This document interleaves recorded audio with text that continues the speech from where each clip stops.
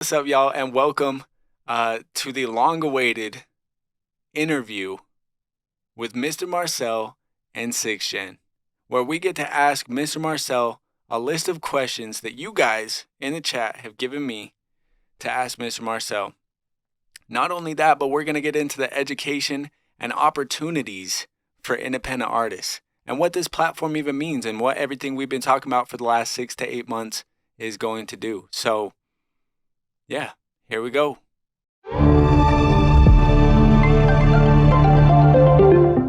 I'm Derek Lavelle Marcel Eaves, and nobody's ever heard that full name in public. I go by Marcel Eaves, and I've been going by Marcel for the better part of 30 years. It was a nickname given to me by my mom, and my dad wouldn't allow her to name me that. So it hurt her, so I just adapted the name. Um, I grew up in Birmingham, Alabama.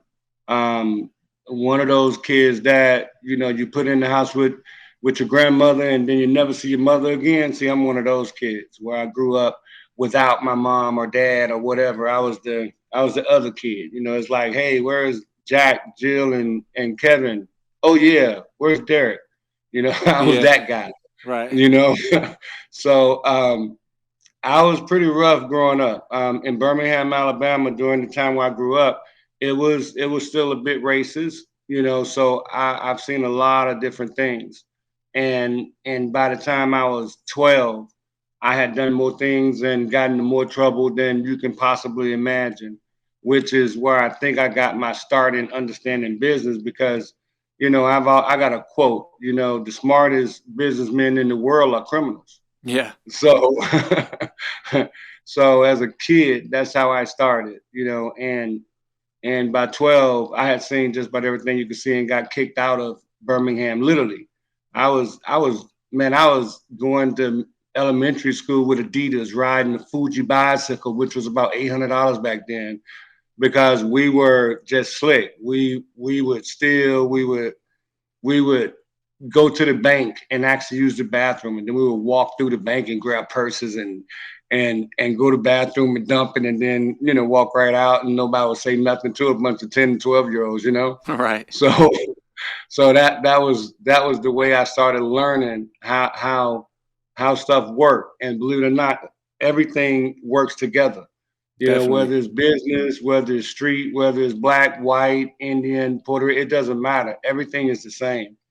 So I left Birmingham by force. It was either go to juvenile or leave, and went to Kentucky, where it didn't last long either, being as though my brother was a police officer that sold more drugs than you can count in a day. And information that is just information, because he ended up losing his job behind it. So it's Right. nothing big. It's just facts. And from there, I went to Virginia, and I went there for the summer. And I think my brother said, I'll be back the end of the summer. I think I saw him 12 years later. Oh, wow. That's crazy. He never came back. So that's where my personality started to grow, because he dropped me off with my dad for the first time at 15. And my dad owned the shoe repair shop and a couple of shoe stores. So from that moment on, I was in karate school. I was in school, whatever sport, football, basketball, karate, then shoe shop. And it was constant. And I learned everything there was to know about business. I was one of those kids by my senior year of high school. I'm driving to school, and I got a pocket full of money. But I was a shoe shine boy. Right.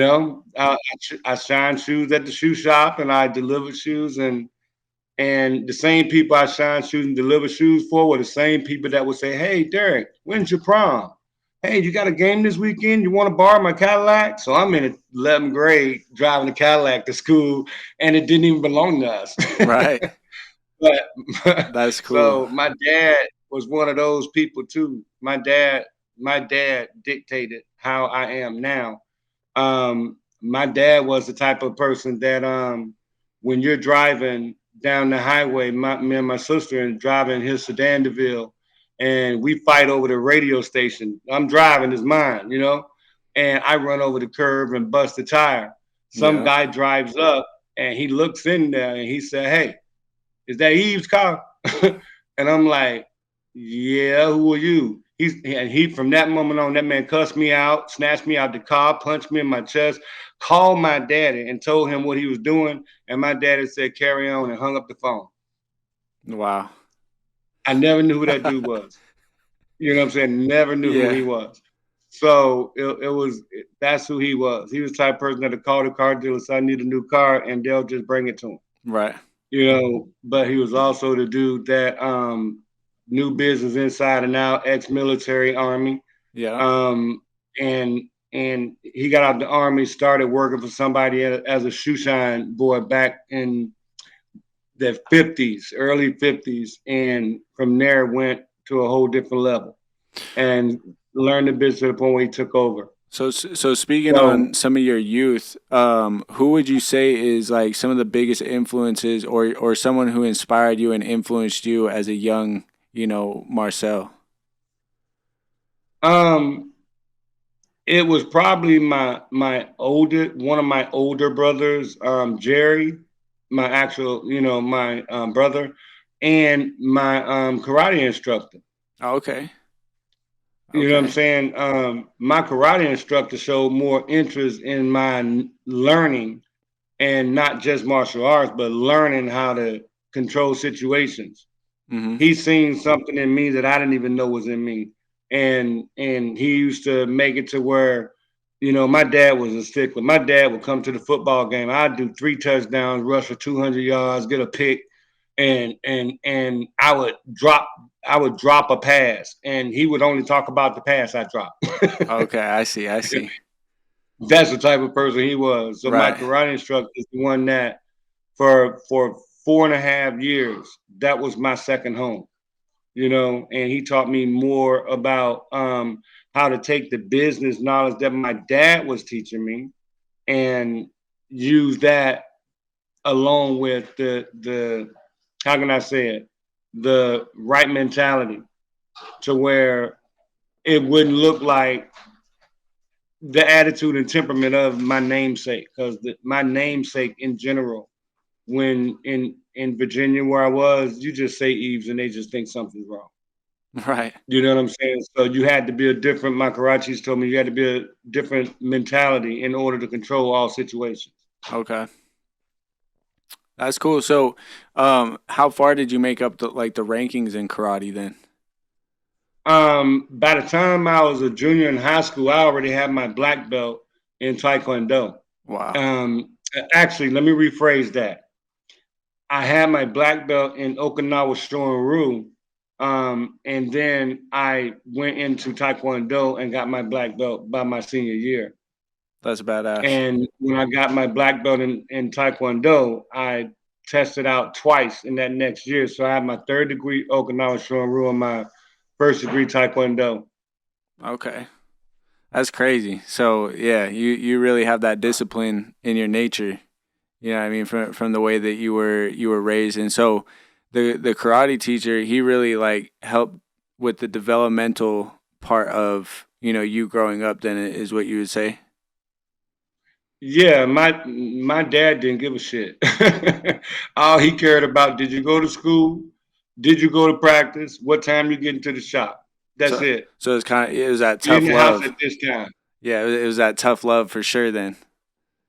Absolutely. Okay. Military. Right, right, right. Military. Yeah, my That my grand military mindset. yeah, my grandfather's actually a Marine veteran, and so I totally, see that That's worse. yeah, I see that in my father, so definitely.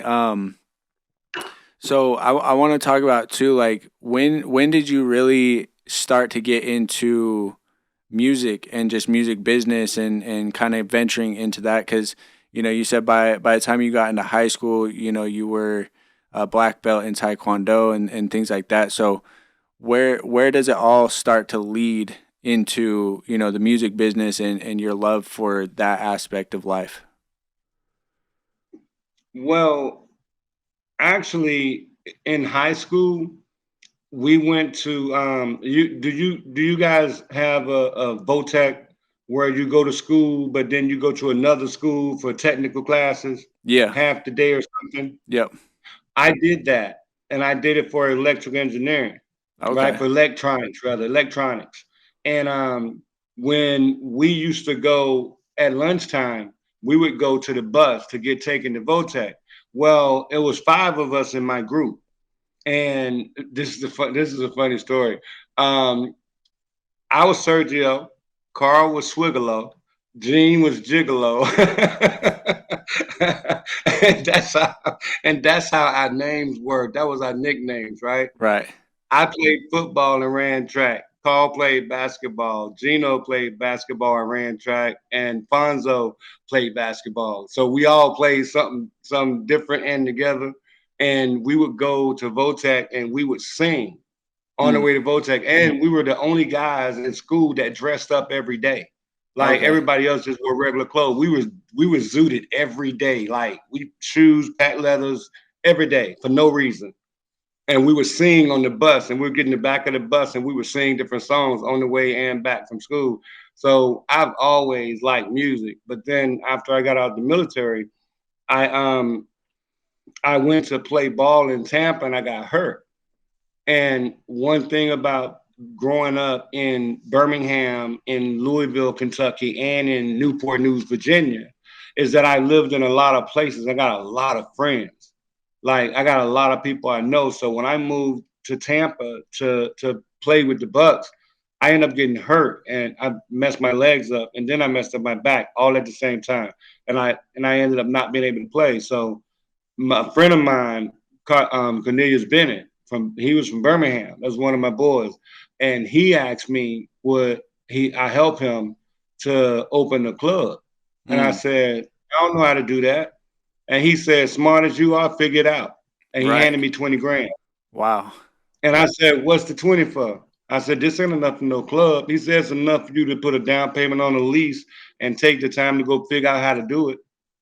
Damn. So in other words, he gave me the money for me to go learn. Right. And then it happened again, then it happened again, then it happened again. So and then even at the time, my I had a business partner that was a military dude and he was trying to do concerts. So all of it happened right around the same time in Tampa, right around 2000 and with the promotions. But as far as the music part, I started doing, how can I say it? It was in 93. It was in 1993. Okay. I um I went to a bar. It was a strip club. And when I went to the strip club, one of the guys that worked there recognized me and asked me did I have a job and said that he felt like I could help him pick through music artists and get them in there. And I told him that's not what I did, but I was interested. Mm. And from that moment on, other people start calling me just for advice. It was a situation where people called me for things that I didn't do, Right. but I like music, so I didn't have a problem with it. And shortly after that, I went back to Birmingham. And when I went to Birmingham, um, I had hurt my back from the ball thing with Tampa, and I went back to Birmingham. And I think that was 95. I went back to Birmingham and I couldn't walk. And I wanted to figure out what I wanted to do. And again, phone call to a phone call, I ended up being in a strip club as a manager, just to figure out who was, doing stealing money from the manager. Mm-hmm. And one of the guys came in on the studio, and I asked him, my everybody in the hood rap. So I asked him what was he doing anything for the guys in his neighborhood, and he said, "Nah, I mean do rock and this, and this." So I set up a meeting, and I went to talk to him at the studio, and come to find out, he was the music director for 95.7 Jams, Okay. the main radio station. Right. So his name was Don Elias. So he was the music director and he had his own studio. So when I came, he was already stressed out. Mm. He wanted to get rid of the whole. When I asked him what was he doing, he said you could just do it. I said, how would you do that? He said we could partner up. I'll keep doing what I'm doing, you do what you do, and you expand if you want to. So his studio had. Welcome to a world where creativity meets opportunity, where your talent gets the stage it deserves. Presenting the Artist Summit, brought to you by Lost Valley Records, White Tea Management, Sounds by Maxwell, and Westside Poetry Co. Supported by Noir Event Center, Lake House Studios, and Zions Bank. In association with Changing Lanes Entertainment, Get Hype Local, and Ghost Media Co. Experience 5 transformative days of studio time, artist development, live performances, professional videography and photography, merchandising, classes and courses, and more.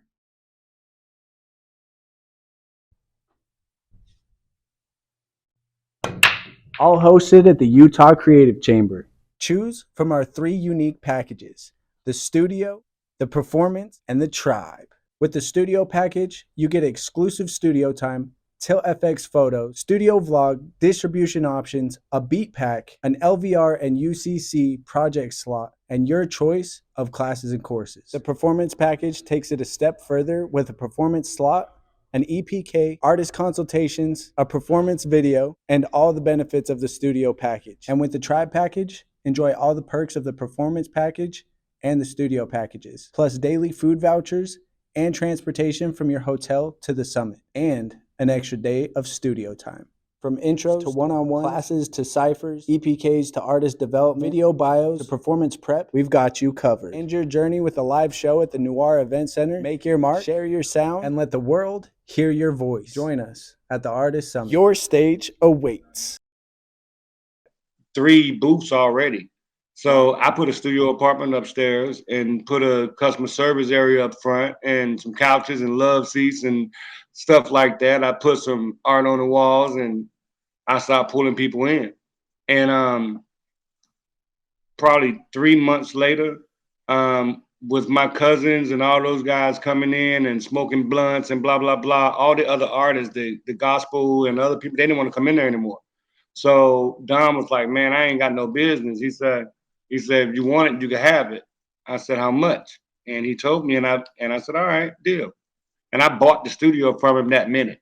Wow. And then he only worked at the radio station. So I made it a point to have that relationship with him at the radio station. So instead of, when people came into town, they would send them to my studio. When they did their drops, they would do them over there, over at my studio, and they would master them at my studio. So it started to build everything. Ricky Smiley came from there. He wouldn't have had that job if I hadn't told my ex to give him a job at the radio station. That's crazy. And give him a chance. And once he got that chance, he did what he did, So I want to backtrack just a little bit to where you said, you had that friend that invested the first 20,000, and then it kind of went from there. And he basically just said, you're smart enough to figure it out. Go learn and see, what you can get from it and things like that. So what are some of the lessons that you learned? Failures and successes as well. Those lessons throughout that process of trying to just be kind of, low key being tossed to the wolves and figuring it out for yourself. Know who you are first. Everybody wavers on confidence, and everybody wavers on direction sometime when you get thrusted into a situation. My thing is, as long as you know who you are and you can remember, at the time that you need to, then you can make the right adjustments. Don't trust everybody for what you see, because I got a poem. It goes like this: the first face is the face that other people see. The second face is the face that you see. The third face is the real face and the reality. Right. So when you're dealing with people, you can't tell who you're dealing with until you figure out how to discern if that's who you want to work with. Because a lot of times when people start doing promotions, they lose on trusting people and trusting the wrong people. Artists don't get paid. Bar tabs are not what they're meant to be. That they don't pay out the right commissions. So if you're trying to learn how to get into that business, you have to definitely get your connections right after you get your mind right. When you go in, you have to go in like a soldier, Mm. like an educated soldier. And then you got to build your alliances, and your alliances need to be somebody in each area of business that you need to do. Right. That's how I got it right. Okay. And then when you figure out who your alliances are, if you have the ability to make your foundation, like with my Cornelia's nickname was Seabiscuit with his club. I just what I did was I looked to see what clubs were in the area and what clubs weren't. I looked to see which ones had the most people, and then I basically said, okay, let me see who's struggling. And instead of going to get a club, I actually went in as a consultant in a club, stayed there for about 90 days, watched what they did, had fun, chilled out. And then at the end of that 90 days, I offered to buy the club and it shocked them. Mm. But they didn't know who my backer was, but they had just taught me how to run Yeah. it. I went through a 90-day training thing. Always go Right. learn what you need to learn on your own. You feel me? Yeah, 100%. So, speaking about alliances and relationship building and things like that, who was the first, quote unquote, celebrity relationship that you made? Um, let's see. Who would I want to say would be the first celebrity? You mean as far as music or entertainment or any of it? Um, I would say, let's go Because music. I went to high school. I went to high school with MC Light. Okay. You know what I mean? Right. And I watched her transition from That's from the crazy. 10th grade to the 12th grade is when we went to high school up there. And I saw a lot and went to a lot of events, during that time. But if you want to say after, let's just say after I've gone to military and got out and I started doing this business, Hmm. um, I kind of did it different. I didn't know a lot of business people, I mean, music industry people were at the time. But Jamie Foxx, I met him in a nightclub Okay. in 19, I mean, when was it? Was it 1993? You know what I mean? And it was before he really started popping off, but he was just starting to do stuff. Right. And he was the first person that was an actor that I met, and then he could sing because we went to the club and stuff, and we hung out at the club. And actually, he was there when I met my first wife. Wow. He the one told me to go ahead and say something because I wasn't even paying her no attention.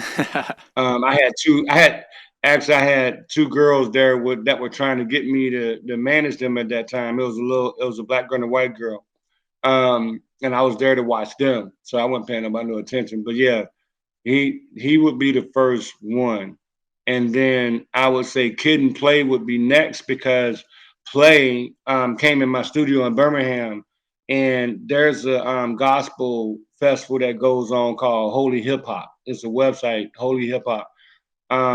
Well, when Play came in my studio and asked me to work with him, he was doing a magazine, and he wanted to take the magazine online, and it was a gospel magazine, and it was after he had got out of rehab, so he was trying to do different stuff. So I took him over to my homeboy house. Me and my homeboy was a computer tech, Mm. and I took him over there, and the next 6 months we designed and laid out Holy Hip Hop and .com, and that was the second most important person, you know what I mean, Right. that came up. But then after that, DMX was my homeboy. Okay. DMX is my strip club partner. That's what's up. So Yeah. DMX ends all. It don't matter nobody else I talk to or whatever. DMX was that dude. Yeah. So do you have like some stories you could share about, you and DMX and, back in the day and stuff like that? Something the viewers might want to, you know? Man, I don't know how. let's see if I could say something that, and without making it, a little bit too. Let me see. Let me see. What'll be something funny? All right, I got something. Okay, I had a nightclub in Hollywood, Florida, and he called me and he said he was coming in town and he wanted to stop through and he wanted to party. I said, all right, no problem. He said, I want to be off the map. I don't want nobody to know I'm there. Yeah. So you gotta send it now. So I sent my driver to go get him, right? And by the time he got to the club, he had already picked up 4 different women, right? And he brought them into the club like an entourage. And when I asked him, I said, "Dan, you brought a whole bunch of people with you, right?" He said, "No, I just want you to figure out which one I'm gonna keep. The rest of them send their ass home."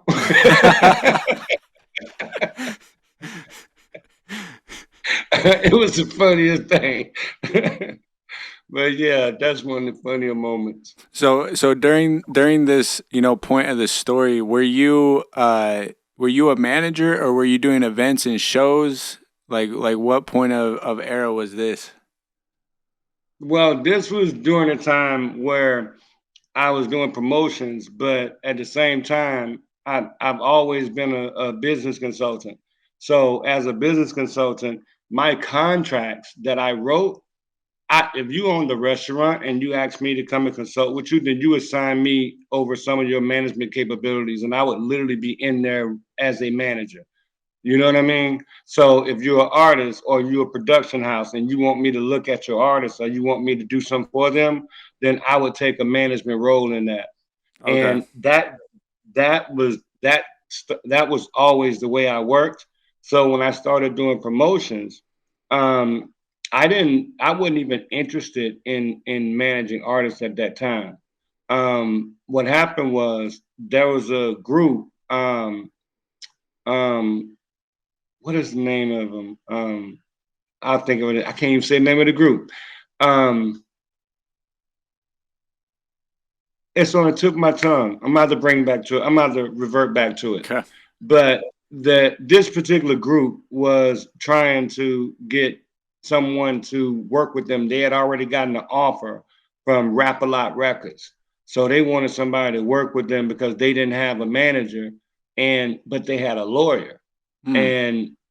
and they also had Universal trying to jack them for the contract to go the other direction, Right. right?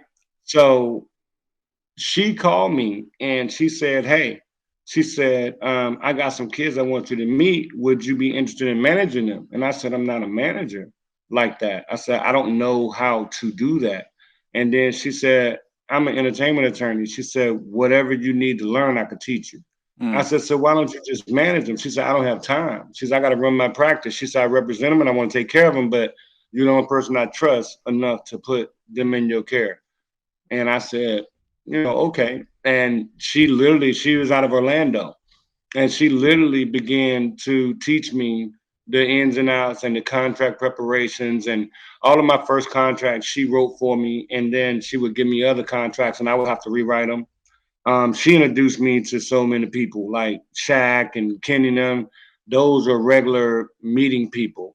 I met Kobe through her. Hmm. She did a lot. Like her name is Cynthia Cartwright. She's up in Washington now, Washington State now.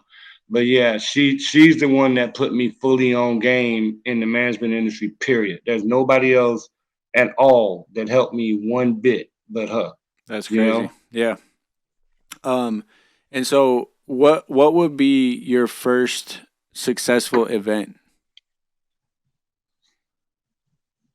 The first time I lost money, Speak on that.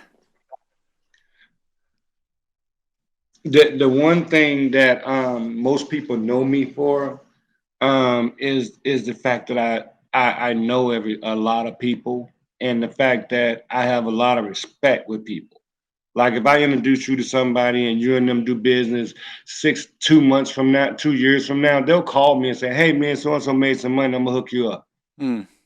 That's the type of rep I got. Or and that came from this foundation. I did. I had DJ. I had Kid Capri help me set up my first major concert. Hey there, music lovers. Are you ready to take your sound to the next level? Well, get ready to groove because Tribe House Studios is now open and ready to rock your world. At Tribe House Studios, we're all about making music dreams a reality, and we got everything you need to turn up your creativity volume. Whether you're looking to track vocals, mix and master your latest hit, or get a beat produced in-house, we've got you covered at prices that will not break the bank. And hey, if you're ready to bring your music to life with some in-house studio visuals, we've got you a special offer for you. Spend $100 and get $50 off your first studio in-house visual. But that's not all. We are cranking up the cool factor with some awesome deals. Buy 4 hours, get one free, or buy 2 beats and get one on the house. It's that easy. So come on down to Tribe House Studios and let's make some magic happen. Our doors are open, the mic is waiting, and the vibe is just right.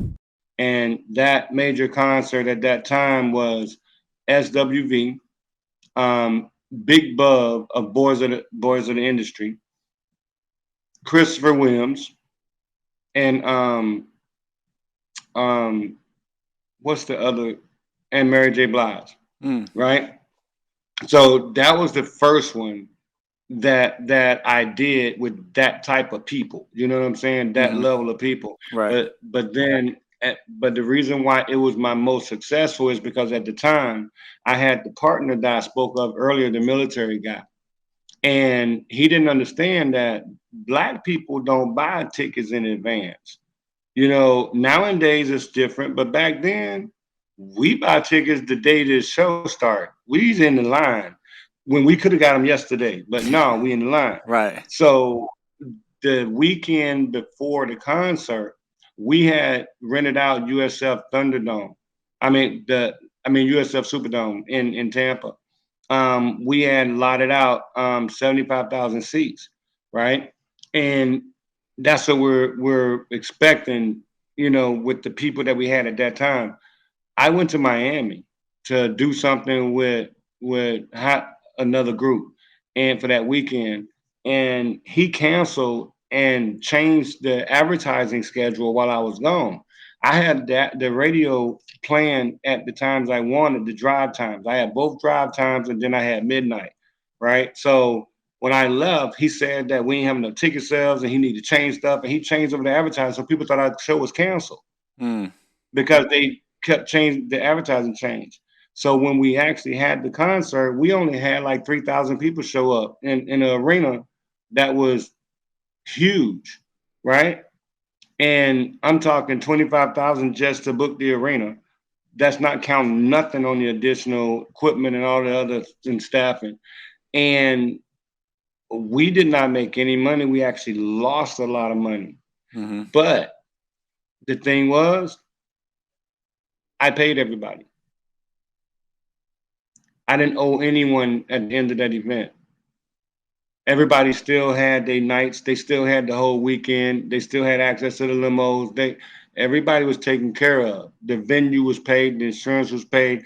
I had no debt. So when the weekend was over, the newspaper wrote a glowing article about me. Just the fact that the turnout wasn't big, but it was the first big concert in that city like that. They had never had a concert like that. So the next one I did was with Prince, and that one closed the arena. Wow. You know what I mean? That's incredible. So yeah. And that paying and making sure everybody got paid, the respect in the industry just went this way. Yeah. Went everywhere. I could call anybody for anything and they were good. So in that moment though, when you were losing that money, and it was definitely big money that you were losing in that experience, did you feel at that moment, in that moment, like you were upset and you were failing and you didn't know where this was going to go in that moment? And then afterwards, like looking back now, like what's the difference in how you look at it now versus in that moment? In that moment, I wanted to make sure the show went off unscathed. I wanted the show to get done. So I didn't pay attention to the crowd as much because I was making sure that everything went off like it was supposed to. You know what I mean? Mm-hmm. And everything was on time. We weren't late. Nothing happened. I still had the military mindset. We say we starting at 8, we starting at 8. You know what I mean? Right. And it didn't affect me afterwards. It affected me afterwards. I was like, I shouldn't have left. You know, you say I shouldn't have went out of town. I should have stayed. I shouldn't have given him access. All these different type of things. But in all actuality, he was one of the investors. If he wanted to do it, he was going to do it anyway.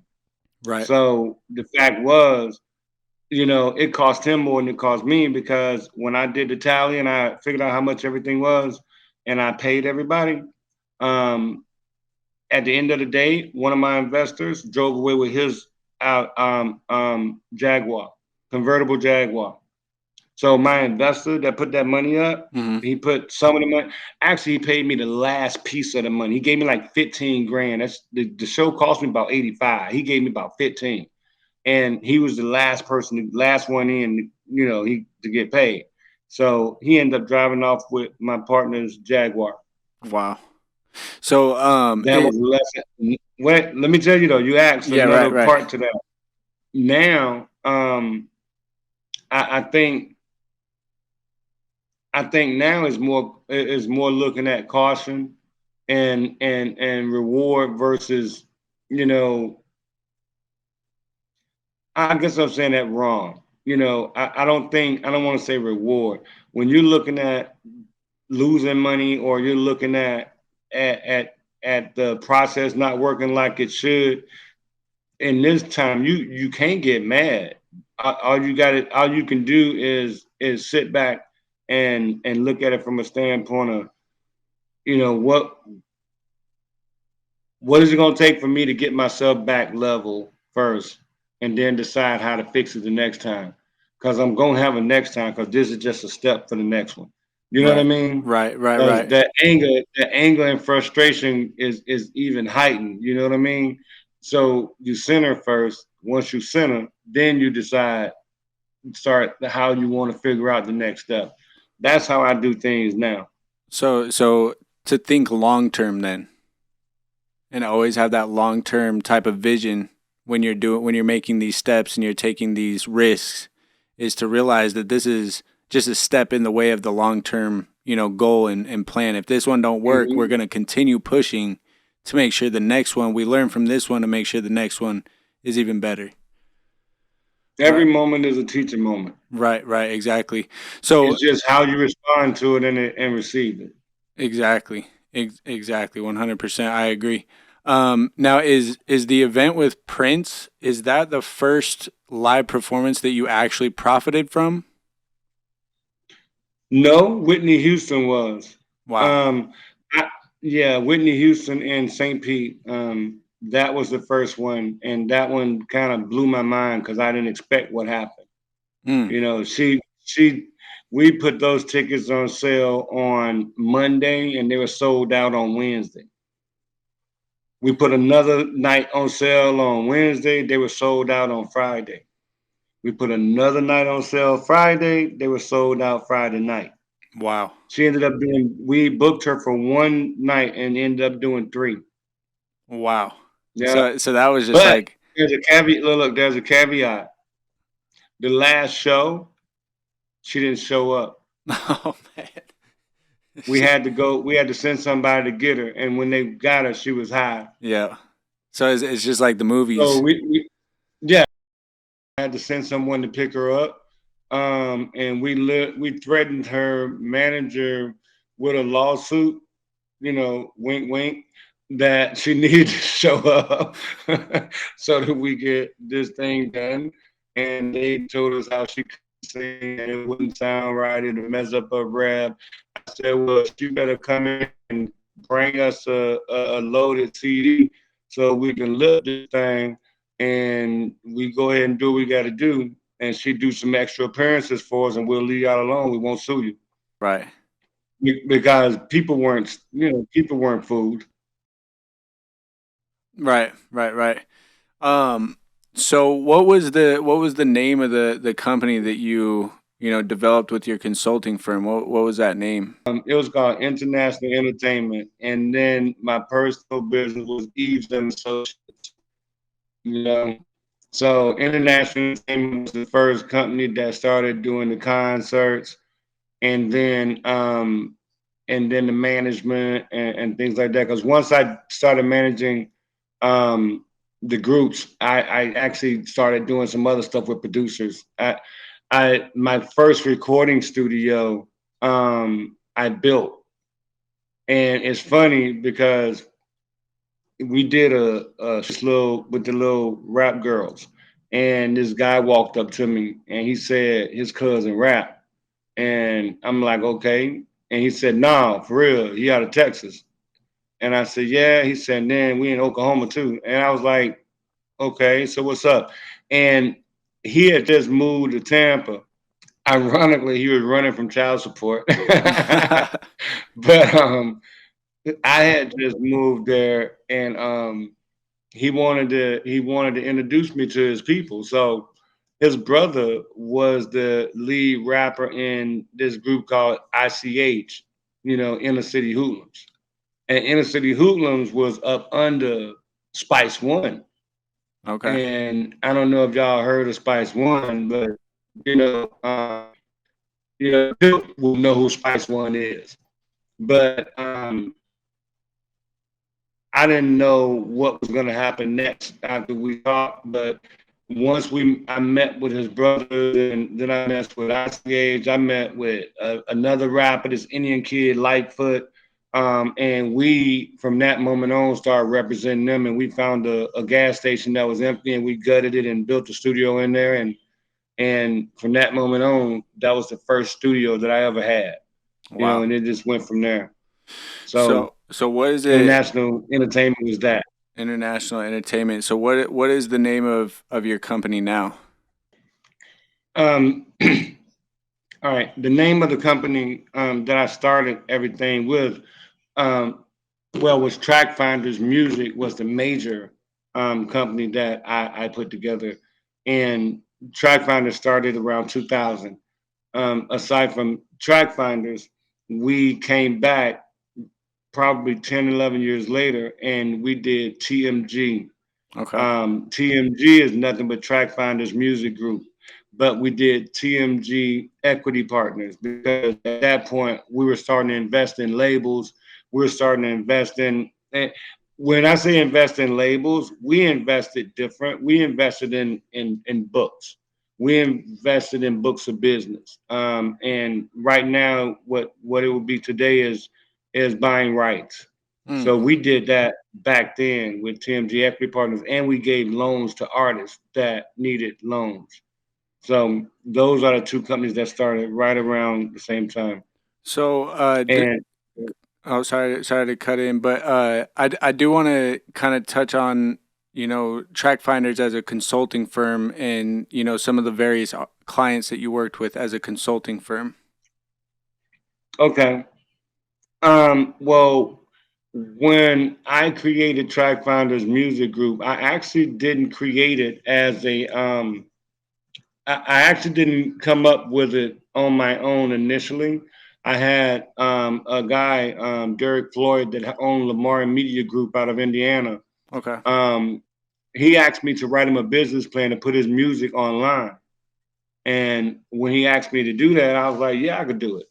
But when I started researching to write the business plan and started writing, I realized that there was nobody online that was streaming music. There was nobody online that was allowing artists or producers to collaborate within each other. Mm. Like we developed the music industry as you know it would not be here for if it were not for Track Finders when it started. The only other company that was around was iTunes, and they hadn't made it to the phones yet. Mm. So that was the really foundation of everything kicking off.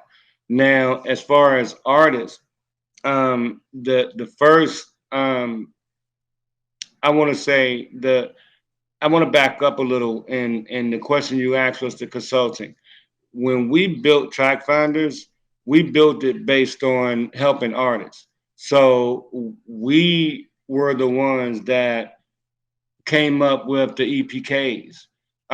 We made it to where we would show them how to advertise online. We would show them how to put their music in the right places. We would teach them how to do copyright. So my first website was a database. Like you can Pray my people don't forgive me. I am who I am, ain't no switching. I can be fake, no. Stay down, I got 10 toes. Got an A on my backbone. Don't know better take no. Live fast today, live life today, live it up forever. Let's go. I'm tryna be rich, rich. Hop in the whip, I'ma get it. Pray my people don't forgive me. I am who I am, ain't no switching. I can be fake, no. Stay down, I got 10 toes. Got the A on my backbone. Don't know better take no.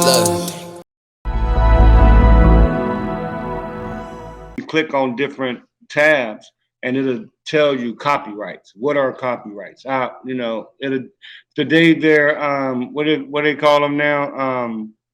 The facts, the FAQs, that's what they are now. But Okay. back then it was me giving directions on different pages. Okay. So we would do that with each aspect. Now, and that's just to educate the artist. Now, when it came to the consultant aspect of it, that was the foundation because every artist that you deal with does not come in on their own. Most of them come in with a producer, with a manager or a momager or whatever.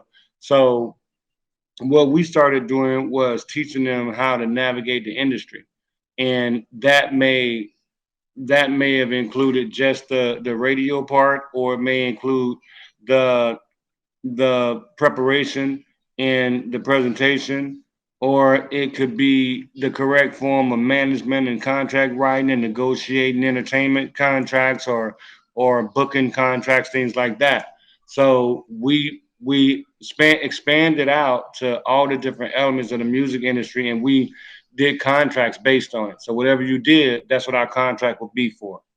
But at the same time, you know, if we were to go to demo room, when we did demo room, we had a contract with Universal, and our contract was for $150,000 a year to do preliminary training and what do they call it? Developmental deals. When they sign a group to a developmental deal, Mm-hmm. they would send them to Birmingham, and they would be with us for anywhere from 6 months to a year. They would not only stay in the studio, but we would have them up in houses that we would rent out. And our job was to make them, label ready.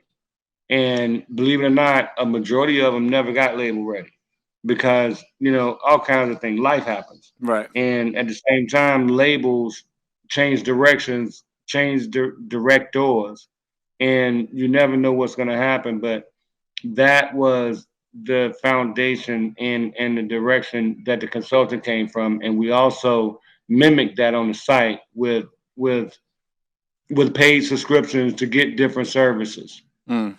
You know, whether it's just distribution and marketing and so many advertising hits or mixtape hits or things like that. So, or if it was publishing, or if it was copyright assistance. And we would allow the artists that were registered on the site to call in if they needed help or whatever, and we would walk them through the whole process. Wow. And at that time, we probably had 5,000 members on the site, and that was in 2001. And we had 5,000 daily members. Wow. That's incredible. So now as that consulting firm, so you said you worked with labels and things like that. So who were some of the biggest clients that you guys had worked with at that time? Um, Sony Records, we did a national talent search for them. Um, we had, I think Sony, that talent search for Sony was, when you're looking at record labels, that was pretty important. The publishing deal for no. I would say the biggest one would be when Static Major died, and we had to take over the Carter 3 album and get it finished by deadline. Wow. So he died of a heart attack doing something, on his car. Whatever it was doing, they were doing something on the weekend, and he had a heart attack and died. And at the time, that's when I was managing Diesel. We Okay. had just gotten Young Jock a publishing deal. I had just signed Young Jock's publishing deal. So Young Jock um, and Cash Money would be probably the highlight of that time frame. I dealt with a lot of people, but actually, doing concert promotions and stuff like that, they're in, they're out. They may remember you, they may not. You know what I mean? Right. Um, when you have them coming in for development in Birmingham, all of them are going to remember you, but it ain't the same. But this one was a little different, because of who Lil Wayne was becoming. Right. You can already see it, and you Yeah. knew it was going to be huge. And the Carter 3 was one of the biggest sellers he had. Yep. So we had three songs on there. We had three songs on there. Miss Officer, Lollipop, and I can't say the other one. I forget the name of the other song. But those were the main ones that was airplay, top 10, top one, top Yeah. I 100, mean, everything. yeah. Now Lollipop is like one of the biggest streamed records. I'm pretty sure, like up there in like the top three biggest streamed records, and he just got that billion streams or billion plays plaque not more than a year ago maybe. Yeah. And Diesel finished that.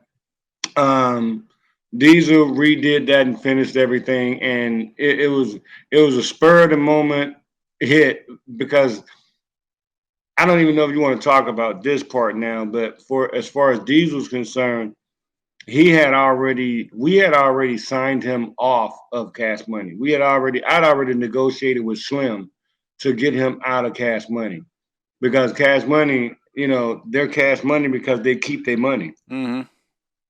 They've always been like that. They've been like that from day one. They got a $30 million deal from Universal, and none of the artists got paid. I mean, it was just that type of stuff during that time.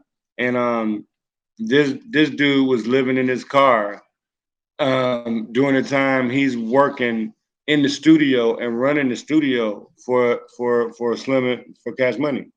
Wow. So it was one of them things where they contract included clauses to where they did administrative, work on it, which it meant when the contract says it does is it's going to do the administrative, it just means that they're going to actually send your money and pick your money up from different places for you and then pay you. The same thing a publisher does. It's just that a lot of record labels they charge the artist to do that in advance, Mm. right? And Right. the fees vary. And in this particular situation, he was getting paid like $5,000 a month, and he was getting $1,000 maybe at the end of it. You know Wow. what I'm saying? Because they were taking their cut, then they were taking a cut for going to get his cut. All the taxes. so, so yeah, so I had to negotiate and check this shit out. This is a story for you. Um, that exact situation when I realized that I did a music conference called the Dream Mega Music Conference. I help them structure it and set it up, help them get some sponsorships, but mainly um, the guy Rene Dupree in New Orleans, he did everything. That was his baby. I just helped out where I needed, and I was a panel member as well, a music panel member. Mm. So when I was down there, he introduced me to Diesel because he had Diesel as a panel member Mm. on the production side. So he introduced me to Diesel, and that's how I met him. And within weeks, we were under contract, and he had to actually. It's let's just say he had a lot of stuff going on and needed a lot of help. And by the time I got done, he was straight. And that's when we started doing the contracts and getting the thing for Young Jock together. Okay. And when I tried to get him off of Cash Money, you know what they did? Hmm. They gave him all his music back, but not the lyrics. I still got the letter. I literally still got the letter in my email. They That's literally they released the tracks, but they did not release it with lyrics. that's crazy. Yeah. So That's some that's industry stuff right there. don't it sound like what they doing nowadays? Oh yeah, definitely, definitely. So yeah, that's crazy. So you would say some of the biggest acts, or deals that you did were the Carter 3, or is there anything else that's kind of in that caliber range? Um, that one. Well, see, you missed one part of it. Young Jock went gold on his song, Mm, right? right. And I got a publishing. I got him a $300,000 publishing deal off of that. Wow. 300 327 to be exact. Over and then it was spread out. I got it spread out, so he always had money. To him, it was a situation where why you ain't just give me all my money? No, you just got out of car. Yeah, so, he's gonna go spend all so that money. I did. I think it was 267 or 367. You know what? It was 387 because I was supposed to get $38,000, and he never paid me all my money on. He paid me all my money on the 38, but then the record went, when the record sold, what was it? When the record hit gold, the contract renewed and they tripled it. He owed me $2 million because the Carter album went triple platinum and he made $27 million off that. And he had to sue Cash Money to pay him his money.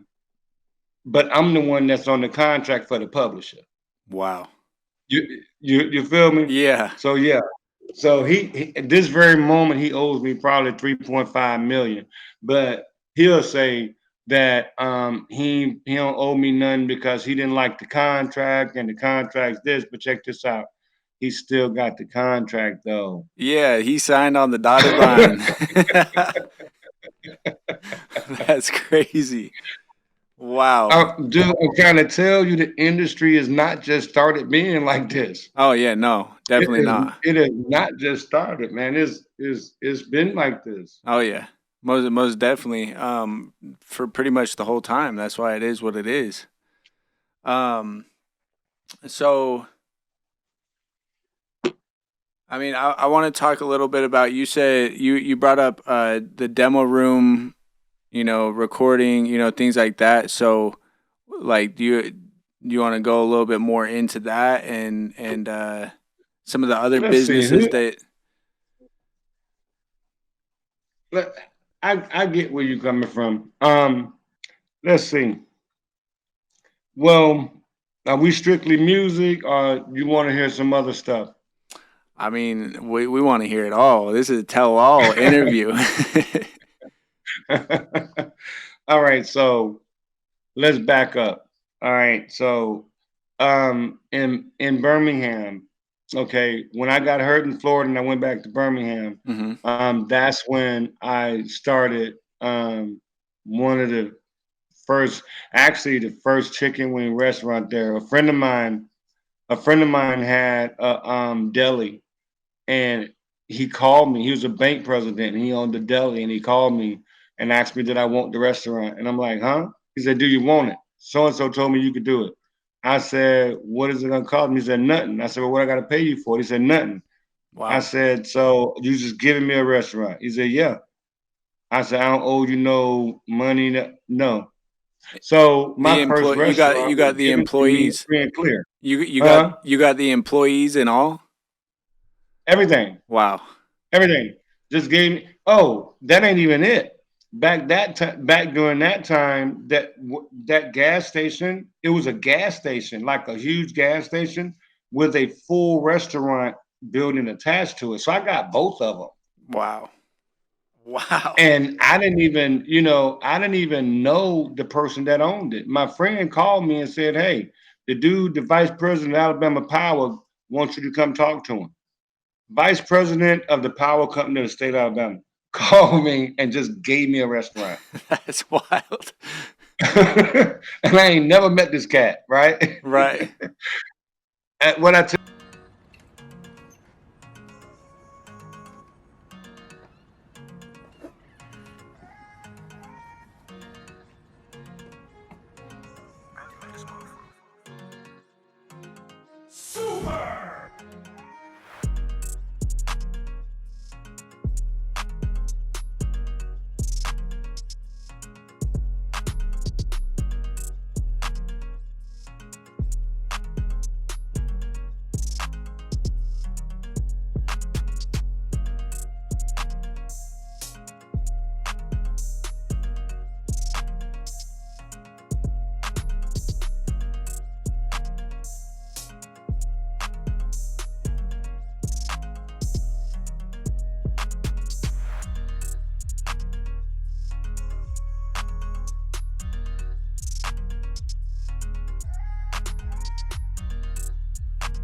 you, reputation is everything. Yeah, it really And is.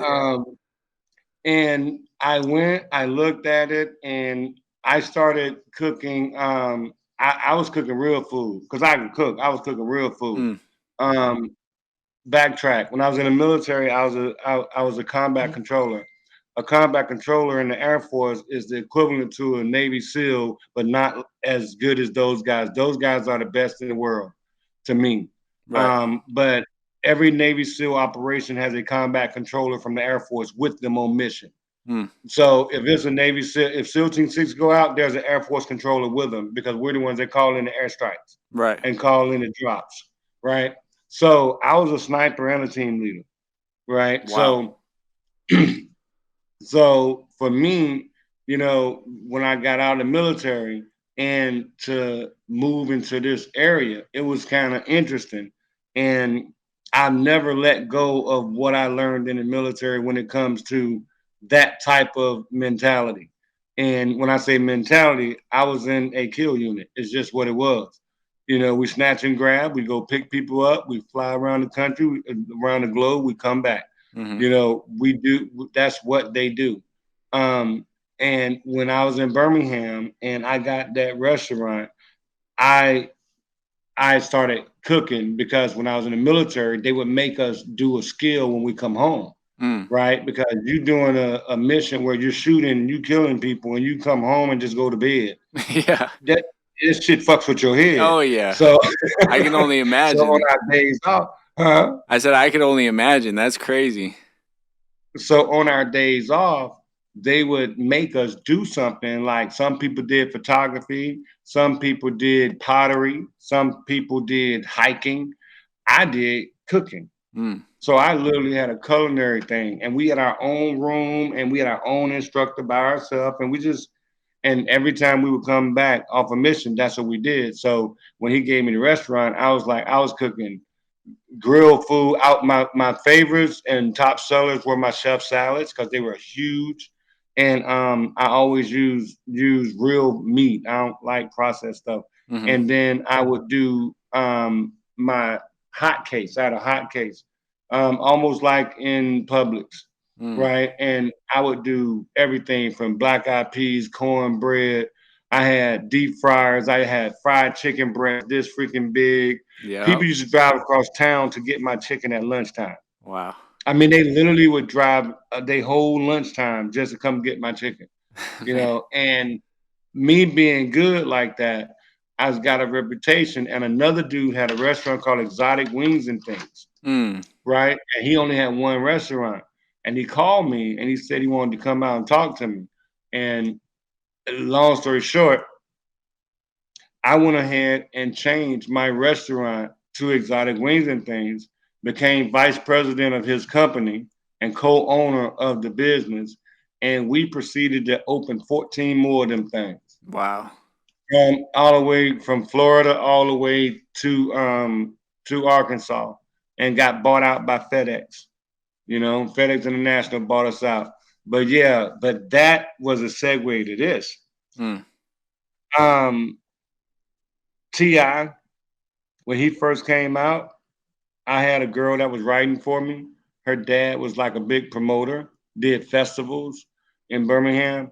And what I did was I took the advantage of the restaurant and we put one in Magic City in Atlanta. Mm-hmm. Gave us access to every artist coming to Atlanta. So at that point is when all the other things just started to boost. Yep. The restaurant business, we didn't pay any attention, but we were the one of the first ones to do all those flavor wings, all those hot and lemon pepper and mild, and I mean, Mm. and honey barbecue. We were we were doing that in what was that? 97? Wow. In 1997, I had 8 restaurants making hot lemon. Well, you know what? My other daughter is what? My Lil is 32, and she was yeah, she's 32, and she was 8, 24. What you say? 24 years ago? Yeah, I was. I Well, was doing lemon pepper wings and stuff that they just now saying we got new flavors. No, you don't. that's like so 97. That's Yeah, because I was born in 96. I'm 27, so that was 26 years ago. Even more. yeah. So, That's hmm crazy. Yeah. so we were doing, those wings then, and during that time, you had a lot of drugs going on in the music industry. But the people that were doing the drugs in the industry back then, they were bad, but they weren't loud. Mm. You didn't know who was doing what, Yeah, they weren't. but They you weren't did rapping. know being. They weren't Mhm. rapping about it and putting it into the lyrics and all that type Not of like stuff. that. Right. No, no, not like that. When BMF started pushing Ti and people like that, then you can see the change because BMF was flashy, Mm. and they were real flashy, but they were a family that it was different. And if you got out of line, you got dealt with within that system. You know what I'm Right. saying? Yep. Yep. And it's not like that now. It's like, I'm not condoning none of it in that aspect, but at least back then there was a sense of discipline in certain areas, but you always got a loose cannon. Yeah. I So remember Ti, seeing. I remember seeing something about Birdman. He had like a rules to the studio. You couldn't even bring in like certain drugs into the studio. yep, Type of situation. yep, it was seriously like that. And I mean, all look, I didn't allow male producers to be in the studio with a female artist by themselves. Mm. If you want to come in and do music and you're a female, you better be butch if you come in here at 2 o'clock. You know what I'm saying? Yeah. You better be butch and Right. you better hate niggas because you ain't Right. gonna come up in here. You have to protect them. And it's a lot of rules. And even then, if you didn't learn, we didn't even want to deal with you. You were required to learn, Yeah. period. You know. But I was saying, during that time, people like Ti was the main one that was, starting to come up during that time. But we dealt with I don't know if you would know some of the people, because like Tony Mercedes. Hmm. Tony Mercedes was a big promoter in Atlanta during that time. We dealt with them a lot, and we also dealt with a lot of the film people. Like I should have thought about it before I said it. I can't say the name now. Um, I'm gonna skip from that because I can't remember what the name I wanted to say. Hmm. But during that time, it was a different era when it comes to the people that you dealt with. Right. In New York, I dealt with a whole different crew of people. That was more, the the people that I grew up with and people that I knew from neighborhoods. A lot of those people ended up making a lot of money. Mm-hmm. Now, as far as people that I would like to name, um, let's see, Disco D was probably one of the people that I want to put out that I don't know if you're familiar with. I don't particularly some of the people that I dealt with, when you don't talk to them and you don't deal with them for a while, they don't remember who you are until you remind them. And I Mm. don't do that. Right. So if you don't remember me or we don't deal in this time frame and it's been a long time, I don't refresh people.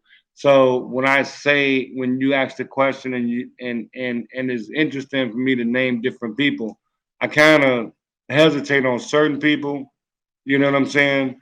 But I think during that same time, when I'm dealing with people out of New York, DMX was my biggest partner. Mm. Then I had DJ Kid Capri, K Flex, um, LL was one of the people that I did a lot of stuff with his team and with him, and that was during the time when he was real young, and making that transition. So, how does your stomach feel? At first, my stomach felt like I was dying, but now I feel chill. I just feel like I'm cool. So the pain in your stomach going away. And do you think that's because of the live it up elixir, or is it more because of it just went away? I feel like I'm cool. Because I ain't gonna lie to you. Don't lie to me. I feel like I was gonna feel that for some hours. So pretty much, Mr. Marcel, Okay. there's not really much, in the last 40 years of your experience and being in the industry that you haven't really, been around or worked with, right? No, not at all. So, what are Jack of all trades. yeah, with that kind of a history and that kind of, really hit factor, what is the stuff that you're starting to develop into now, with today's era in 2024? We just entered into 2024. What are some of the things that you, Tilt, myself, are, starting to develop and roll into? Well, loaded question. Well, we're the direction of the industry is one thing, and the direction of your company is another when it comes to entertainment. I preach that the additions that you can add to your brand will make you more money and make you have longevity more than in your actual music. Mm, It's not so much about the music as much as it is brand. So with that being said, with our company, we've always TMG Equity Partners have always funded or found money or done something in that nature to assist the company in gaining revenue, or gaining new clients or whatever, and whether it's copyright, um, doing their copyright papers, or whether it's helping them with their business structures, or finding funding and understanding the different mechanisms, whether it's private capital, whether it's long term debt, or whether it's a combination. So with that in mind, one day I just was like, we need to do our own product lines. And if we do our own product lines and we attach the artists to the product lines, then if the marketing is sufficient, then the artists would be branding the product while they're branding themselves, and they'll also be making a profit off of it once it starts to go to the level it needs to, or get to a level where it can show a profit.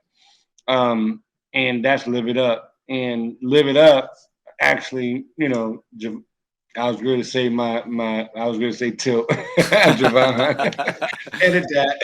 right. Um, I'll start from there. Actually, my protege Tilt, he gets a kick out of the fact that the whole makeup of Live It Up was because I was doing an industry, working in an industry where I got sick to the point where I wanted to find something to make me feel better. At the same time, find a way to keep partying or to be able to go to Friday night and come home slammed, and then Saturday go to Saturday night, come home slammed, and then Sunday make it to church. Right. Right. So in in Colorado, where I was when I developed Live It Up, I was a consultant to farmers, right? Mm, So I had three different farmers that I worked with, but one main farmer was my main client, and he owned one dispensary at a grow house. So we would help him to buy more property in order to open more dispensaries, commercial and recreational, and to open a grow house. I mean, to build another grow house and open a manufacturing facility. So my job was to make that come to fruition from A to Z. mm, Literally. We probably ended up raising him about $3.5 million. He got three new locations. He got three new recreational and two medical locations, along with a condo and a new manufacturing spot. So that right there is what catapulted me into the knowledge as well as the idea to do Live It Up, because I had to go to events to market his brand, and there were smoking chill events, there were smoking jazz events, and there were um, festivals where everybody was selling their own product. Everywhere you go, somebody was selling candy, edibles, everything, different types of chews. They got tobacco chews that are hemp or cannabis. So right. that's where the idea came from. I was sick as a dog, and I called my partner and asked him. I called a friend of mine that was a what do you call it? Um, the nutritionist, Mm. and I asked him, was there anything I could take to that I wouldn't have to take a hangover remedy? And he said he didn't know. And I said, well, we need to make something. And in 90 days, we had a formula. Wow. And so what exactly is Live It Up? Live It Up is a lifestyle brand. And what I mean by lifestyle is it's a brand that want to put out products that will allow you to continue doing what you do at the level that you do it. Currently, um, is focused on nightlife in some aspects and recovery in other aspects. The alcohol reliever was the first product that we developed, and we developed it with two flavors, White Russian and Mojito, with the intentions of using it and promoting it in the nightclubs and on the college campuses and things like that. What it does, it's a drink that you drink immediately after consuming alcohol or feeling that you have consumed too much alcohol, and it will literally relieve you of that feeling within a certain amount of time. But our time frame is actually within the next couple of hours, but it works different for different people. Right. So we've seen it work in a half hour, we've seen it work in 2 hours. We've seen some people wake up the next morning and be like, "Ooh, I feel better now." But but at 3 hours earlier, they were still, groggy or nauseated. When you drink Live It Up alcohol reliever, you don't be nauseated or have that feeling when you wake up. We also have a couple of other things that we're looking at doing that will mainly be lifestyle changing, how can I say it, herbalistic type of vitamin supplements and enhancers. And that's something we're going to talk about at a later date. Okay. Well, wow. Yeah, we definitely have a lot more coming from this, from just this, interview and a few pieces for the future. So, now Live It Up, the lifestyle brand. I like how you spoke on that. Letting them know that it's developed around a certain lifestyle, and that lifestyle right now is that nightlife. And so we actually have a project. If you want to speak on that a little bit, it's the the Fastlane Forever series that we've been doing, and the first one's out right now. How did that kind of come about? Is that where you're talking about branding artists and branding that lifestyle with Live It Up, and so that kind of sponsors the project. Um, with Volume One out, we already know what that is. You guys can go stream that right now on all platforms. The Fastlane Yeah. Forever. What are your expectations for the second project coming out, Volume Two? Well, Volume One was any I would like to call it an eclectic mix of artists from different, dynamic backgrounds. Each artist on Fastlane Volume One come from a different brand of music, a different community, a different foundation, a upbringing, and each artist has their own style. And it's not a situation where it's a popularity contest. It's all feel good music with a point. Right. You don't all rap music don't have to have bullets flying, but we as a team decided that we wanted to be diversified in the artists, and we wanted to pick artists that had an appeal in different areas. When you do that, you take the fan base from one artist and introduce them to a new type of music, and that other artist may end up with new fan base, Mm, and which equals to generating more income. So it's just like a collab, where you got two artists on a song, or it's not. I don't want to look at it as a collab like when you got um, one of the gangs and they got 30 people on the dang song. They ain't the same thing. right. This is about people who got skill set, who got talent, who got a direction, and who are trying to do something different, and understand that by partnering with other artists on the compilation and this product line, then they're putting themselves in a position almost like a partnership in a corporation. You know what I'm saying? It's just like a corporation. Everybody eat if everybody contribute, and everybody had the same mindset. And with Live It Up, my mindset with that was everybody parties. That's all they think about. How can we party, be safe, you know, get ourselves back energized the next day to go to work, go to school, go wherever.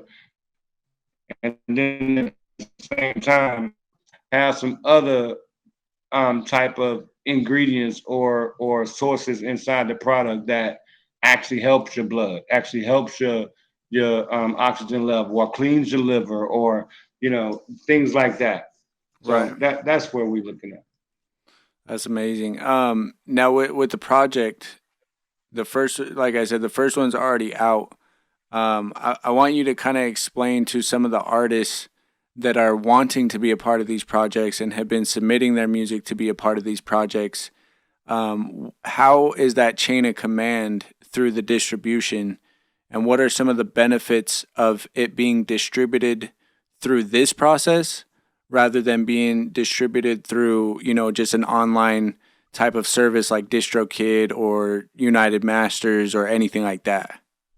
In this day and age, you're not getting a lot of compilations, and you're not getting a lot of opportunities to promote yourself alongside other artists that are getting established. So when you look at the industry now, again, I'm gonna revert back for a minute. Okay. Um, there wouldn't be a TuneCore without me. Mm, There wouldn't be a Bandcamp without me. mm, There wouldn't be a Reverb Nation without me. There wouldn't be iTunes Music. I want to say iTunes Music because iTunes is really not what everybody think it is. It's subcontractors doing a lot of different aggregated work. Mm-hmm. You know what I'm saying? Right. But the point I'm making is that I created that. I created that. I was given that vision before it even happened. Mm-hmm. So so when I started working with artists and I built the reputation that I did, I started working with publishers as well. So Royalty Network is the company that I work with on a regular basis, and I work with them for a couple of reasons. They're a family-owned publishing company that's been here for about 30, 40 years, right? And family-owned, even the person that's running it is still the grandson to the person that started it, I think. I think grandson, yeah, I'm almost positive. But they deal in international music. They have a lot of artists that people wouldn't expect are under their publishing house. Mm. I've been with them so long and have a relationship so strong that I have an ongoing publishing deal. I have an ongoing distribution deal. I was one of the people that they talked to when they um, thought about creating their own record label. But then they changed it and decided, why do a record label? We just do distribution. So they were one of the first independent publishing houses that started their own record label. But people don't understand Universal, um, and I keep saying Universal because that's what everybody will recognize. Mm-hmm. And most of the companies now under Warner Music Group and Universal. Right. They all have always had their publishing companies. They've always had their management companies. They're all attached. Mm-hmm. But everything that they did and have been doing have been against the law to people like the other companies. But Royalty Network, they're pretty good, and that particular system, you can't. It's not like DistroKid or CD Baby. You can go up there and put your music up, and they can tell you, okay, we're not taking any percentage. Well, that's true, and it's great, and I think it's a really good system. But at the same time, how many artists putting their music up there got promotion money? You putting your Right. music on DistroKid and CD Baby, or then trying to go to SoundCloud is difficult. It's very difficult if you can't promote it. Right. We experienced that, with our first go around with different things. So it's one of those things where Royalty Network having a publishing company that started a record label, that's like having a head fish start a fish market. A Right. big fish start a fish market, right? So their deal started out with Sony Orchard, right? And Sony Orchard is the publisher that for Sony Records that deal with their independent distribution worldwide. Mm. So that is the major reason why this situation is different. It's different when you go from a, I want to say, pay for play. Right. Let's just say that when you go to a pay for play distro center versus an established center that is connected to the people that you want to deal with. It's more I mean, it's different exclusive. when you got a company that is distributing through Sony, right? Right. Versus a company that's distributing, through just a base aggregator. And that's the advantage. And then also with this situation, um, KMG, which Royalty Network's record label is called KMG Distribution, not record label, distributor, um, they literally are handling everything from A to Z. You don't have to go and do the other things. You don't have to worry about getting your money or finding or monitoring your sales because you're with a publisher and that already have the connections. You don't have to worry about being submitted to a new film or a new TV show coming out because every month they put out a hit list. Right. They get a list of all the new series or a list of the series that are requesting music, and then they go through their database and they send everybody an email and say, "Hey, you want to submit for this?" And you send them your music, and they put you on a CD and they send you to the company. And if you're that dude, that girl, you'll get that call. Right. You know what I mean? They also have you wonder, a lot of people wonder, how does the artist go from A to Z, and we ain't never heard of them, because the record label is marketing them in magazines, they're sending them to festivals, they're going to every social media website that is a major brand like iTunes, Spotify, and so forth, Pandora and so forth, and then that. Got the A on my backbone. Don't know better take no. All right, y'all ready to do this? All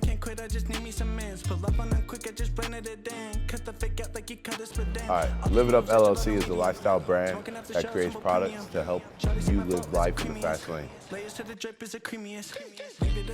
Yeah, I don't go drinking without it. Because I know when I go out drinking, it's heavy nights that I'm drinking, long nights I'm drinking. I actually tried the alcohol lever one night. I was with my boys and we was out going out to the club and we was drinking excessively. Bro, I'm faded and I had to wake up early the next morning. And I'm like, you know what? Actually, I got that alcohol reliever in my closet. So I went to my closet, grabbed that, chugged it.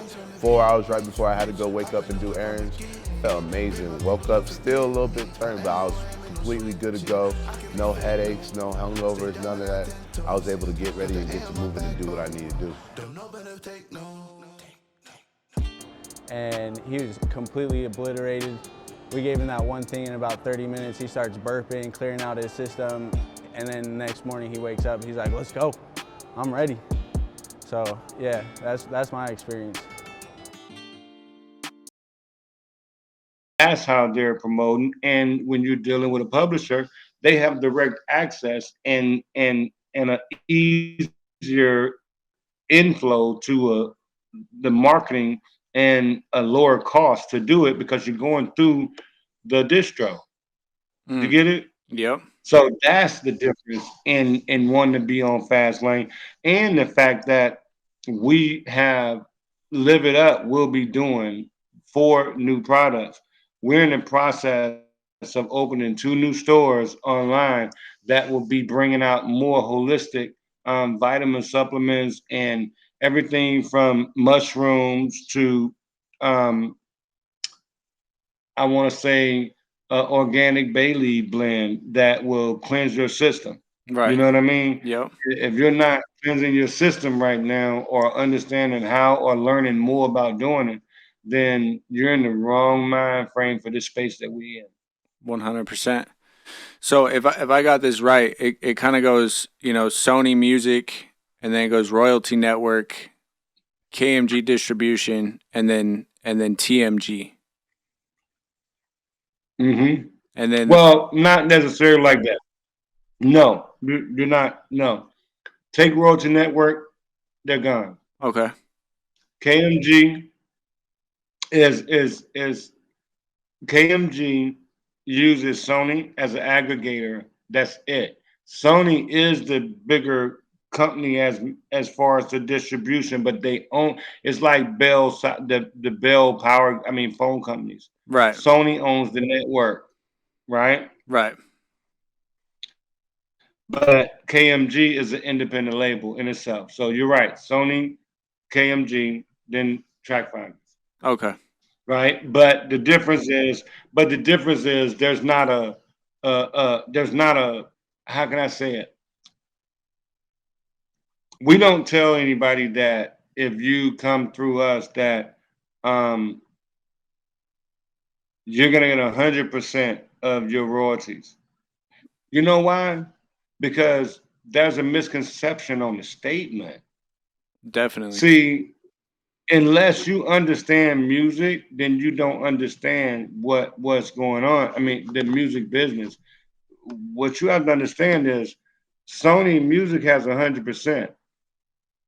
They give KMG 90%. Right? We're just throwing numbers. When KMG get their 90%, they're now at 100%. Then they give TMG, say they take 15%, which is an actual number. I don't care. It's an actual number. Right. They take 15%. Then when we get it, we're at 100 because it's net, it's not gross. Mm. Does that make sense? Yeah. It's net, it's not gross. So it don't affect the artist at all because this shit's gone before we even see it, Right. right? So when it gets to TMG, yeah, the track finders is 100%, and we do our deal accordingly. The way we structure it, we make sure everybody's whole.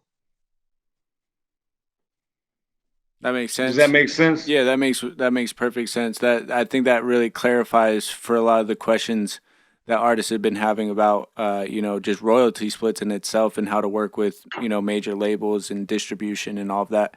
I want to take a quick second because I know that this next question is still the product is still in development.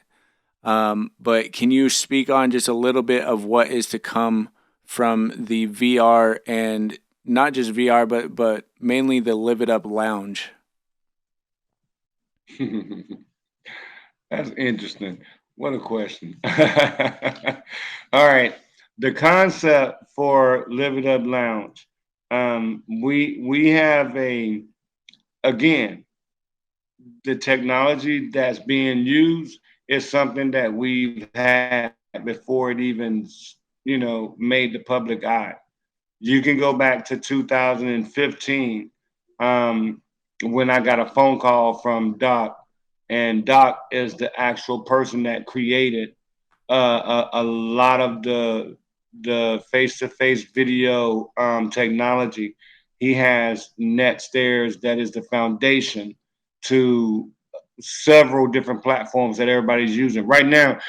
I would beg to say that 60% of the video to video apps that you see comes from NetStairs and Doc. Wow. Ironically, he had an office. Ironically, his office was around the corner from mine in Fort Lauderdale, Florida, but I never knew it. It's the funniest thing. We were around the corner from each other for 5 years and we never met. Wow. That's Then crazy. I moved to Colorado. Then I moved to West Palm, not Colorado. Moved to West Palm, and he's the first person somebody introduced me to, Wow. right? And we got the licensing for that technology at that moment. Hmm. We had the license to to to sell this technology or to build the platform worldwide, the entertainment section. He Mm. gave me the entire entertainment section. And like shows like Big Brother, they use the technology to launch their winners and do their little thing last year. Well, see, I had that before they were doing that, and they use his technology. And see, that's what caught me. And the technology is to the point where, just as you guys know, all you got to do is send a link from your page, and whoever you send that link to, once they click it, you're live. Yeah. And you can talk, see whatever. So just imagine a Zoom meeting where you send a link in the email and you hit it, and everybody's on the Zoom picture. Imagine doing that on your phone on the fly, anywhere at any time. Yeah. As long as you got signal. And that's what it is. And it also is something that's really good if you're looking to do something in regards to events. With the Live It Up Lounge, we want to allow the artists the opportunity to show their websites, show their videos, or show whatever they're doing. And then also they'll have the ability to have a page to sell different things and to chat or interact with their client base or their fan base rather. With Live It Up Lounge, we're gonna do different things such as a weekly concert where we'll feature different artists, up and coming artists. But every week you'll see one of our artists doing a show if they're on our platform or Fastlane. Mm. Um, in addition to that, um, we'll have products. We'll have different products that we're bringing out. We'll have different contests. We'll have different things that we'll be doing that will be interactive and allow the fans to get involved with each artist And at any given moment, we'll have our constant radio station, but it'll be a video blog versus a radio. And if you have videos, or if the artists have videos attached to their links that we give them, then their videos will be played on a constant rotation, just like the old video music channels. Mm. But at any given moment, you can take your particular page and go live. So even though we're doing different things on the site, each artist that have a page on our platform will be able to go live whenever they want. They'll have access to do full concerts that we'll promote and that will advertise. And then they'll also have the ability to become sponsored. I mean, we can sponsor them or spokespersons for our product lines if they're in that lane.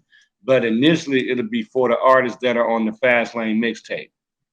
That's it. Wow. So yeah, this is some revolutionary, business in the music industry. Um. So Yeah, it is. So what I want to kind of dive into just this last little bit of time that we have, and we really appreciate your time, Mr. Marcel, coming out here and explaining, all of these in-depth details of the industry and giving us that background of the history of what you've been through. And it's incredible to be able to be on this end. It's an honor to be able to, go through all of this with you. Last little bit, of the time that we have from you, we do have some questions from the community and some, basic music business, info that we want to know from a well-seasoned veteran like you. Mhm.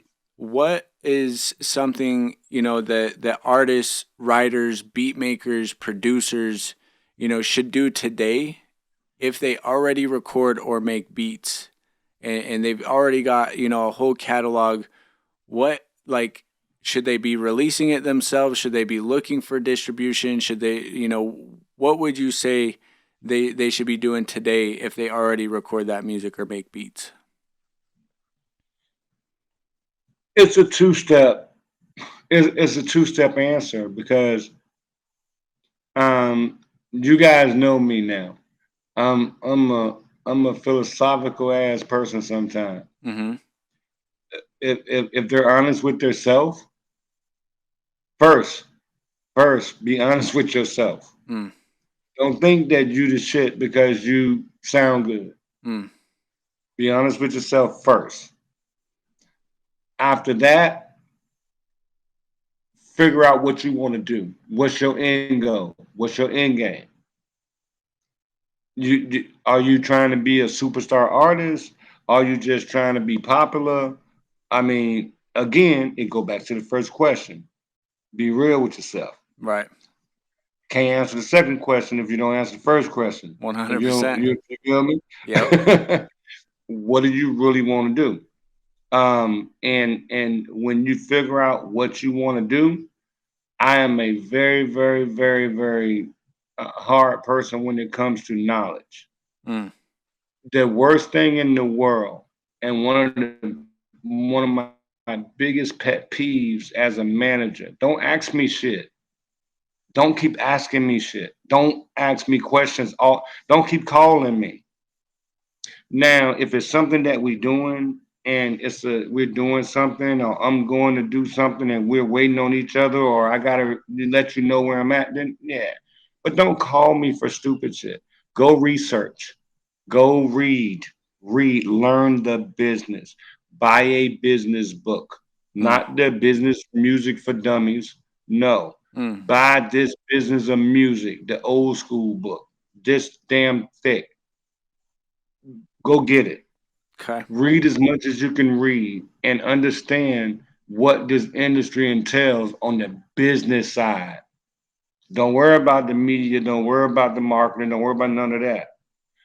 If you know your talent level and you're honest with yourself and you figure out where you want to go and what you're trying to do, and you are paying attention to this current industry, you know what I'm saying? Educate yourself. Understand what it's going to take to get where you need to go, Mm. right? Right. Understand what everything is that's pertaining to what you're doing. Don't go into a meeting not understanding what a contract is saying. Don't depend on another man to read something for you or another woman to read something for you. Don't expect what you see online and on TV to be true when you're really going to these to try to get your music out. See, if you notice, I'm not even talking about your skill or your music. I'm not talking about what your style is or what your genre is. My answer is based on what's going to make you get what you want. Mm. If you ain't knowledgeable, you ain't understanding what's going on, and you're not don't have a direction.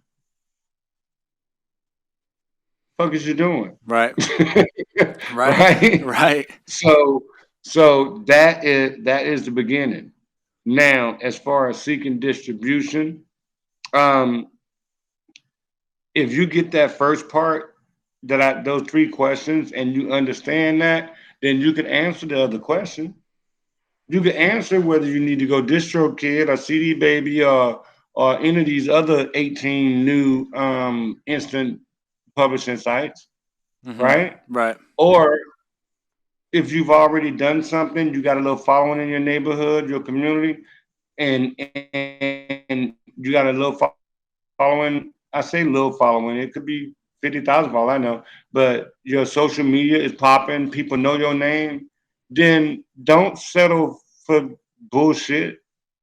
If you know in your head that you got some rep already going, go find out what it's gonna take for you to get your rep to get you where you need to be with the other boys, not the other ones.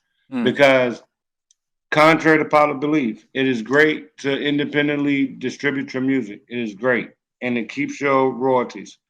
But you can also keep your royalties by being knowledgeable on how to do your damn contract. Right. Right. So you Say ain't that. got to go Yep. this cheap ass route just to get your stuff out when you can go the regular route and just understand what you're doing, Yep. right? No. So, so, so that's what you got to make sure you understand. You understand where you are. If you got fan base, then why deal with the crap? Go with the major people. If they tell you no, they're gonna give you a list of why they said no. Then Yep. fix it. It's not hard. I mean, that's what when they tell you we said no because of this, you didn't have enough people. Back in the day, you had to have 50,000 records sold. Mm. When the internet popped up, they want 200,000 followers. Mm. You know what I'm saying? Yep. It's the same thing. Yeah. I couldn't even get an independent record deal if I didn't sell at least 50,000 on my own, Right. right? Now, if you got social media, today's social media, you might want to search for 2 million Yep. because 200,000 in today's social media ain't jack, Yep. especially if you think you're getting paid. Yep. 200,000 downloads don't make you 20 grand. Hell, it might Doesn't make you even 10. it doesn't even make you 1,000, to be honest. Like depending on what service that they're downloading that song off Exactly. of, You that's the know, biggest thing. there's no money. Yeah. There's no money there. So you have to have the whole package, and you have to understand what you got. Yep. So and then the difference between, like we said, with Sony Orchard. Yeah, Sony Orchard, they don't you can't just log in or go to their website and sign up and distribute your music. You got to be signed to a label. You cannot do that's the major difference that I forgot to mention. Mm. You can't Sony Orchard is for major labels and independent labels signed to major labels. Mm. If you're not a major label or independent label signed to a major label or independent label with a status, then you cannot get distributed by Sony Orchard. You can't just log in. Right. That's another difference that Track Founders has. We've been there for the duration, you know? Right. Definitely.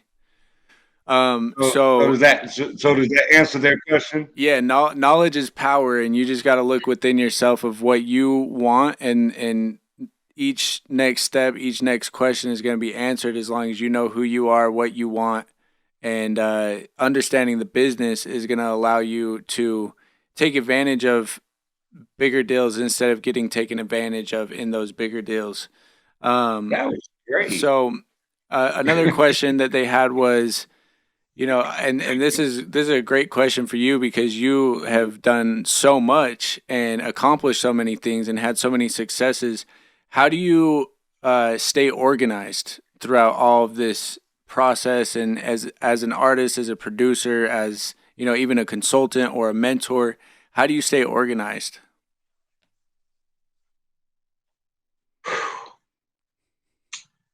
Whoever answered that question, asked that question, um, I find that if you, it's a couple of ways. It's a couple of things. I have, see, y'all going to make me say something that don't nobody know, and Mm, I'm gonna go ahead and tell you. mm, I don't throw nothing away.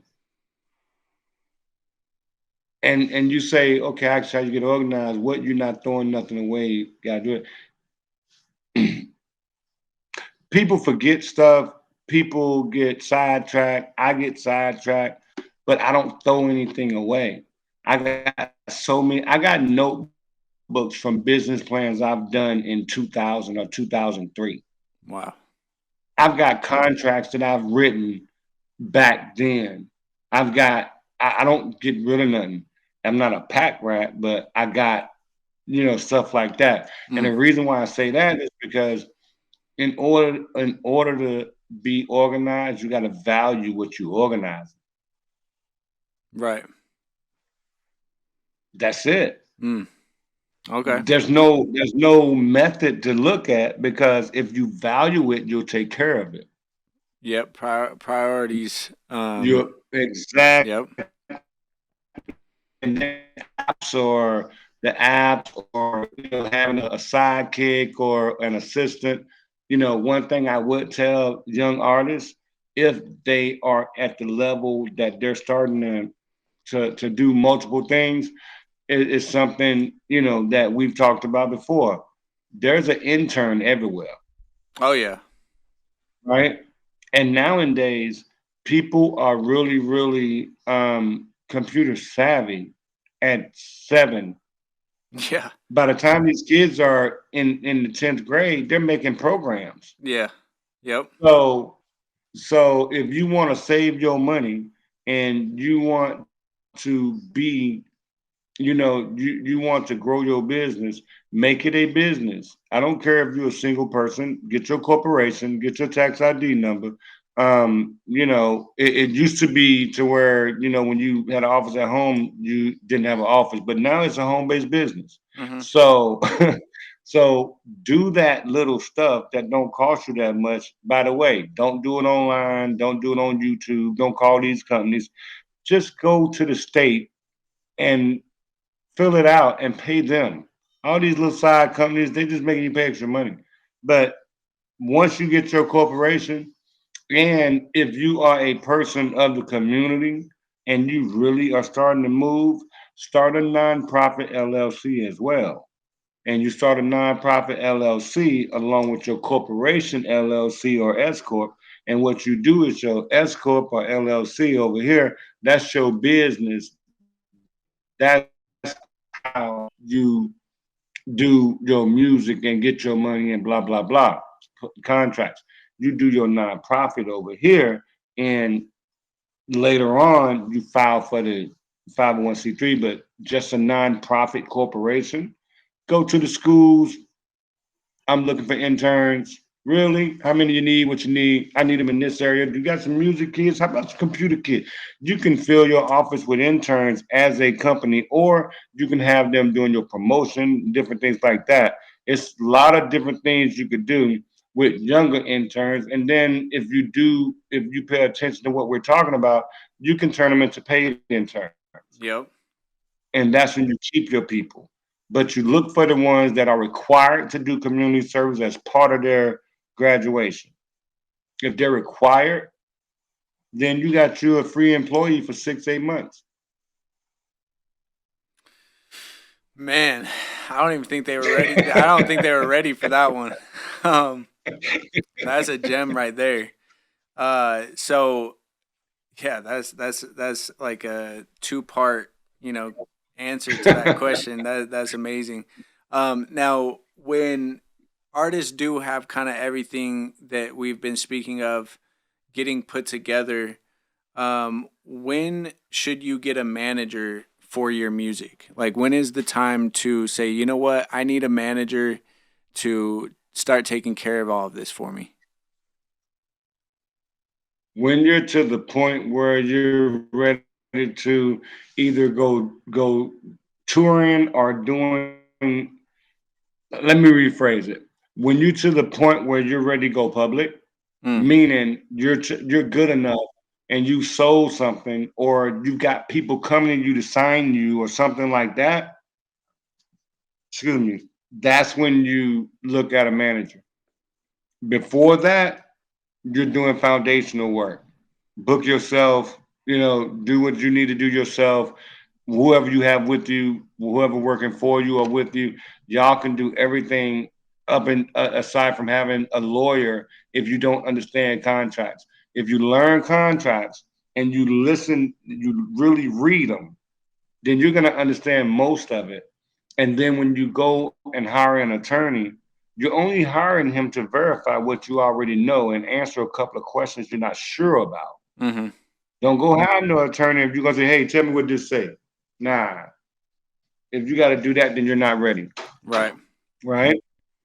Right. So you don't go hire an attorney at that point. You hire an attorney when you're at the point where you feel like either things you're gonna sign or things are gonna bust open and you're gonna start moving, or it's gonna be a situation where you're ready to tour and or sign a record deal. Mm, As a beginning artist, I feel like for me it's so overwhelming to even like kind of comprehend the business side of music, but the Tribe House has really made it easy for me to understand and make it a lot more approachable, and have also shown me like the importance of like all the little nitty gritty business things that can kind of go over people's heads sometimes. So that's what I'm appreciative of. What's up, guys? And thank you for checking out the long-awaited interview with Mr. Marcel, powered by NetStairs. If you guys could drop a like, a comment, and share out the video, that would be much appreciated. Make sure you hit us with a follow as well if you're not already. And one last thing before you go, not only now do you have the opportunity to submit your music for Mr. Marcel to check it out, but you guys can also get one-on-one consultations with Mr. Marcel. So go to LostValleyRecords.com and click on book a consultation to get your opportunity to talk to an industry veteran and see what you can do with your career. We'll see you guys in the next video.